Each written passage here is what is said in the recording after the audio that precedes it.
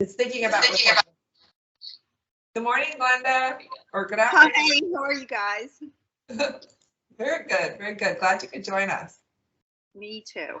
I'm going to mute. Awesome. All right, so the thing that I've been getting asked about lately is this idea of how do you get down to one key metric? And should I? You know, how many metrics should I look at? That's another formula question. Or there's too many metrics and some of them seem to be working against each other. That's the conversation that's been coming my way quite a bit. That really is the genesis for this conversation today. So really, when I think about this, I think about this not being just a question for marketing, but being a question of leadership. I love the quote that says, leaders know how to simplify a complex world into a single organizing idea, a basic principle that unifies and guides all decisions for a team of people. So our job as marketers is to, put everything in market, but it's also to really lead a company forward in the right direction. And our job as, the head of marketing can be to make sure that all marketing activities are kind of pulling in the same direction, and it's a direction that's healthy and leading us towards vision. If we have too many messages out there, it gets confusing. And I think we all agree with that in principle, but then we find ourselves measuring a whole bunch of different things and putting a lot of priority on too many different things. And we end up not really having that single vision or single strategy protected. And so, the idea of picking a single metric that is really the one that is the most important, or picking a single metric to systemically increase that metric over time to have the greatest impact is not a new idea. It's not my idea, it's not a new idea. There's a lot of great business books out there that go really deeply into why this is a good idea. From Good to Great, which calls it the economic denominator. It's called the one metric to drive team success. It's called the X factor, or my favorite is the OMTM, the only metric that matters. But there's a bazillion different ways that this is referred to or taught in a lot of marketing and leadership books. And sometimes it's really hard for us to figure out how we in our position can get there.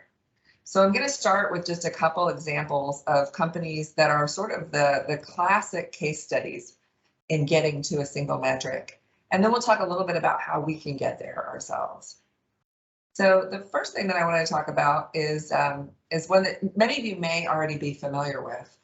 And that is the way that Walgreens measures their strategy.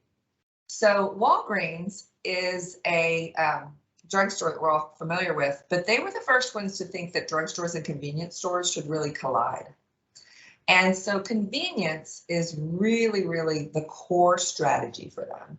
If they can be the most convenient for their customers, they believe that will equal market success. So they have very much identified the cornerstone of their strategy.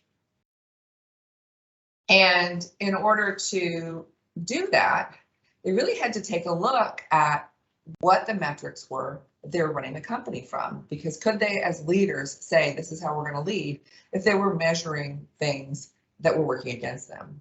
The traditional profit per store metric really favored cheaper locations, less conveniences, less things in the store, and it also fostered competition between their stores and between their channel of online customers and in the store. So knowing that they believe that if convenience is the top priority, they will win in the marketplace, they switched their focus about 20 years ago to profit per store, from profit per store to profit per customer visit. The implications for this were really huge. At that point, they began to invest in technology and research. They added drive-throughs, they extended the hours of certain locations, and most importantly, they networked all their customer data together so that they could track things across the system and they could work together to really capture profit for each customer.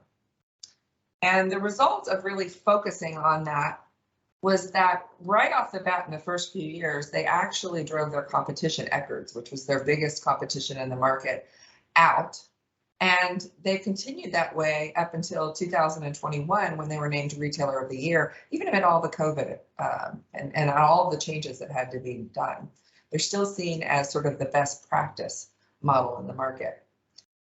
So they're basically just a wonderful story about how rigorous you can focus on one metric and how it can have a ripple effect on all the choices that you make across your organization. So the right metric aligns teams towards a common goal that, if achieved, increases the success of the organization. But the wrong metric can lead to things being ineffective or even counterproductive. So there's another famous case study that I'll go through really quickly where there was a metric in there that was kind of tripping things up. So we're all familiar with probably Zappos, but not everybody may realize that they went, in 10 years, they went from zero revenue to $1 billion. And then they were acquired by Amazon, and that's their current version today.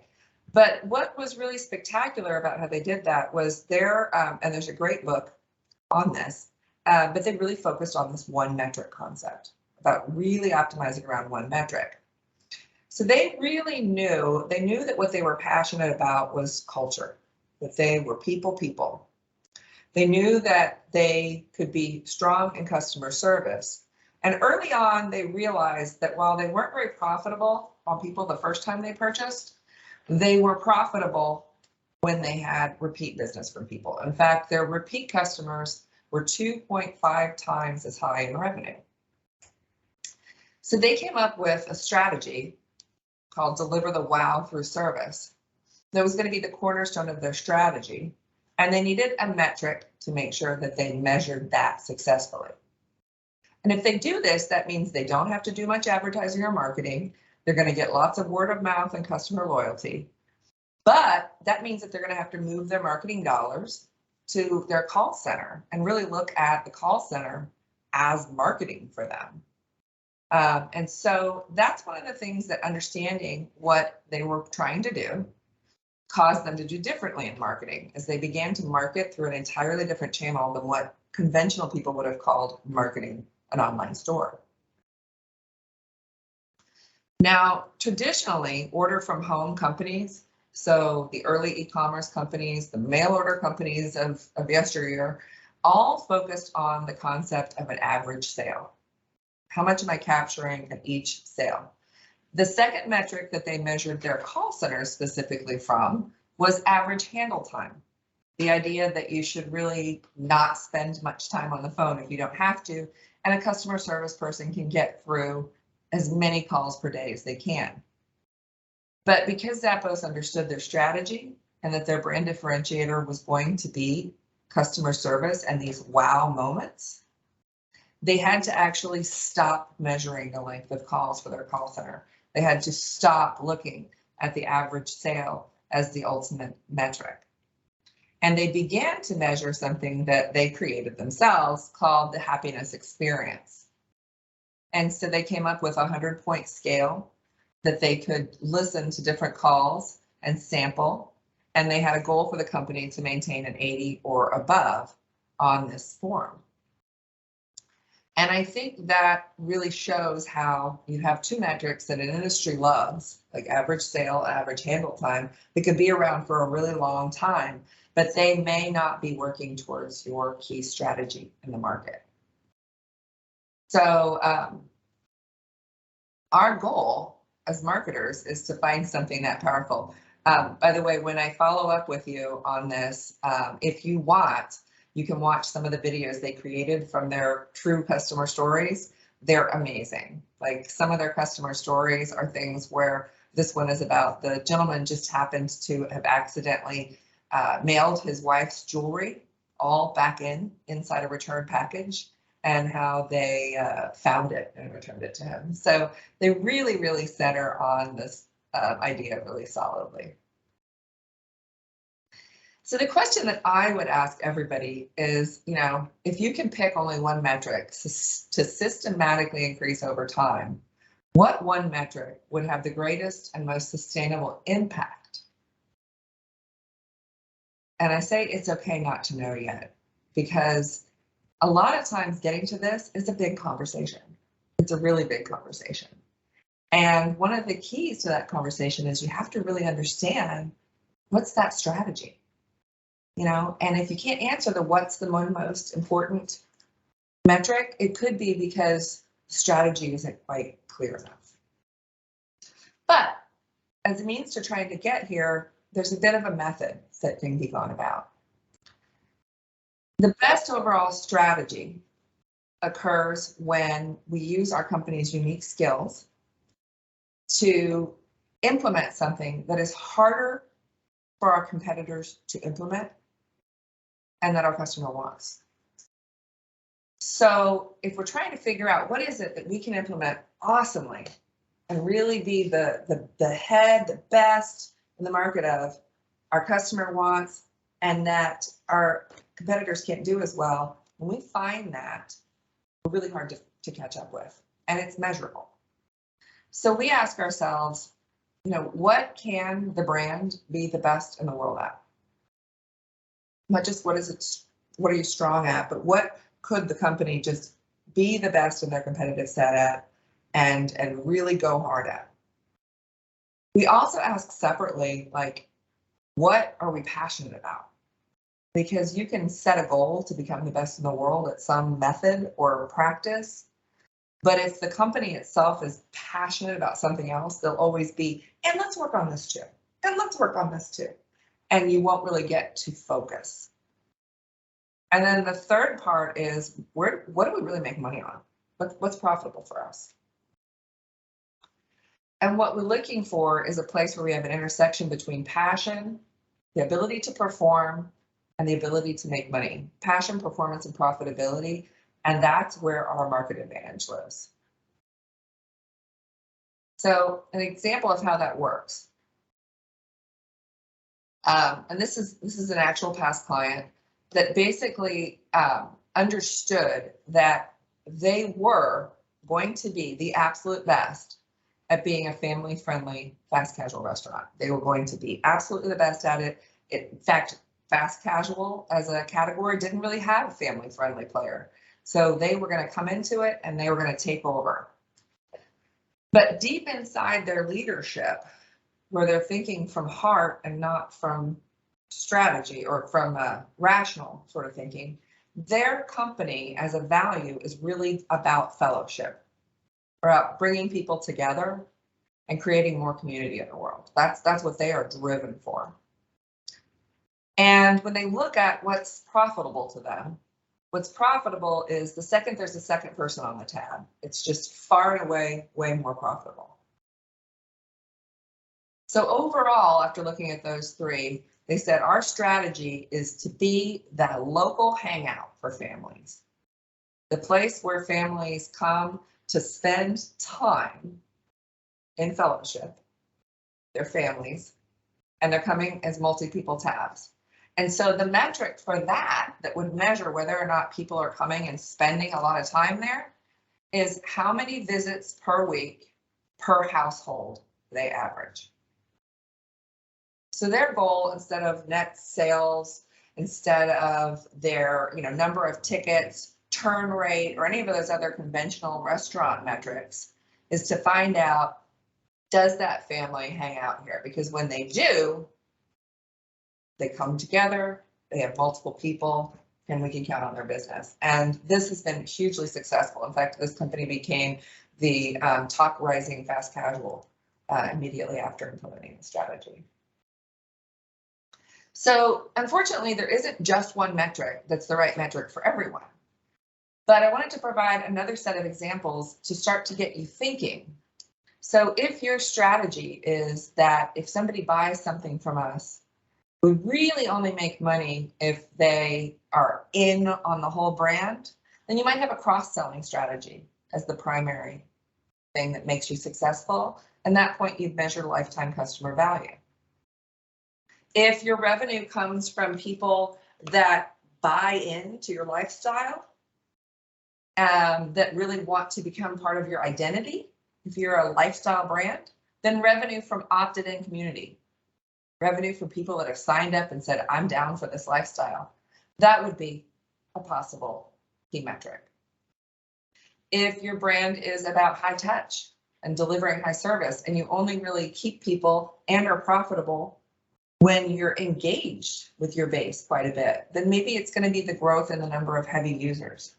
And that could be something like they visit you 3 times a year, they use an optimal channel, they use the technology that you want them to use. If it's something where once you get them the first year, they stay forever, then you might have a loss leader strategy. And the ratio of acquisition cost to lifetime value would be the key number that you would want to make sure you're watching. Or if you're trying to build your reputation because you believe the stronger that your reputation is, the better, then you might look at a students enrolled in a top 100 program if you're a university. Because obviously you could increase the number of students in a top 100 program by getting the faculty to raise the reputation of the program. And also the more people at your school that are in top 100 programs, the more people that are like racehorses and elite, and the more the reputation gets around that you're an elite university. Another opportunity would be if you were in a nonprofit, and we're going to have some nonprofits here today. If you were really good at matching, for instance, people with what they're passionate about giving to, and that's what led you to have more success in fundraising, then it might be percent of your donors that you were able to match, that you knew for sure what their passion was and you had actually elicited a donation in that area. So there's a lot of work to be done to figure out what your key strategy is and then craft that key metric. But if you do, then your whole team knows if they do something, if it's affecting that key metric going up or down, and that's going to be protecting your long-term strategy. But that's sort of what we've got today, and then we can open it up and I can take questions on that topic or on any topic. Any questions?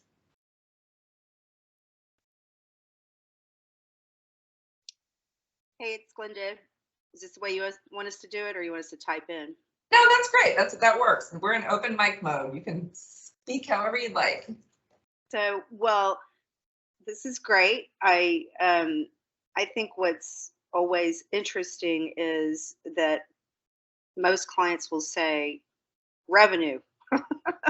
That's what we want. And so, you know, and how you get there, obviously, is, you know, to be determined. I think, you know, how to get them to sit still and think through these things is really, you know, a challenge. I mean, have you learned of ways that getting clients to sit and go, okay, I know you're already making money, but you know, how you need to redefine this, or how can we better define it so your team is on board, is what I'm hearing you say, so that that it's like an internally driven conversation, which is great because then everybody's on the same page. So yeah. Is that usually coming down through, you know, the CEO or the? I mean, yeah, it's definitely an upper level conversation. So, you know, getting everybody to understand the metric is one thing, or getting to even be able to capture the metric is another thing. And that requires a lot of people getting on board, but it's only worth doing it if there's an understanding at the leadership level that this is our strategy. This is how we're positioned in the market. This is how we are attracting or acquiring the proper type of target. And so if you start to have this conversation, one of the things that shows up a lot of times is we really don't know our target well enough, or we really don't know what our strategy is, our position is, and we don't understand it well enough. And so sometimes there's some things that have to be fixed to be able to get here. But I think that's why the conversation is so required to really do a good job, is that it basically tests whether or not you have a market strategy that everybody's bought into at all levels of the organization, that you're applying marketing dollars to. And, you know, we often find that the first step is to just say, you know, we're gonna try to work through those issues and at least get it down to fewer. and then just have a goal of long-term moving through that. But most people that we've talked to about the fact that they just got too many metrics, either they're able to get to a core metric pretty quickly, or they identify that there's a significant issue and that's why they can't answer the question. Mm-hmm. Yeah, there's often a moving target of entrepreneurship thinking of, or like opportunistic thinking. It was like, this was working, but now that's not working. So now we're going to try this, and you got the team trying to come along behind it, going, what are we doing? Right, right. Yeah. Well, and honestly, profit per X, profit per something is going to be sort of the first place that you go for this metric. You know, I'm counting my profitability. Number one, I don't want to look at just net sales, because that is probably one of the worst metrics that you can look at, because it doesn't really tell you if those sales are profitable, right? So really looking at profit per X as your starting point. And then if that doesn't work for you, you can get more creative. But I would recommend, not ever working as hard as a happiness form if you don't have to. Mm-hmm. Good, thank you. Any other questions about metrics at all? It can be really personal about your organization. It's a small group, and that's kind of the point. Yeah, Suzanne. So you gave some great examples, and they were pretty much mostly B2C. Do you have any examples of like a B2B good metrics or ideas for that? Yeah, so a lot of times, first of all, a lot of times B2B metrics are can pull all the way through to the channel. So there's a situation, I actually almost told this case study today, so I'll just kind of tell it now, where there's a company that has, it's very similar to your company, Project Genius, where they sell through a channel. And what they have discovered is that when they sell through a channel, they just had absolutely no possibility to affect pull-through. So they began to measure pull-through. They began to measure the number of people that came from their packaging to their online channel.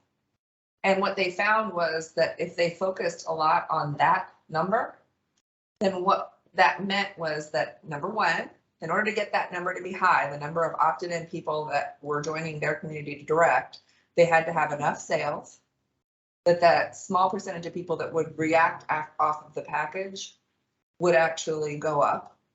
They also saw that they began to have more brand awareness, and that helped their retail channel.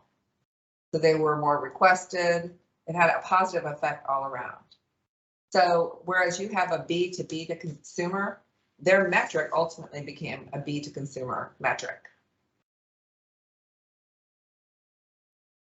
Does that make sense? Yeah, thanks. That's helpful. Yeah, it affected the pull through. It affected the turn. It positively affected the turn rate, the amount that their product was selling through, all the things that they wanted. If they really just kept their mind on making that experience awesome with the product and getting people to have a relationship with them directly.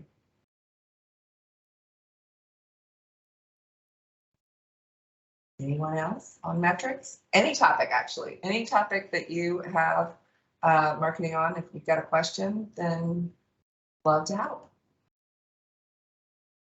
And if not, we can just follow up. Yes, we will be sending out a recording and some more information related to this topic. So if no one else has questions, we'll send that follow-up. And like Kirsten said in the beginning, we're going to be doing these the first Thursday of every month on different topics, and we'd love to have you guys continue to join us. And if any of you is kind of scratching your head thinking about what your metric should be, just let me know. I'm happy to scratch my head with you. Okay. Thank y'all. This was really fabulous. Thank you very much. I really learned a lot. Take it easy. It's nice to see you. Thank you. Bye, guys.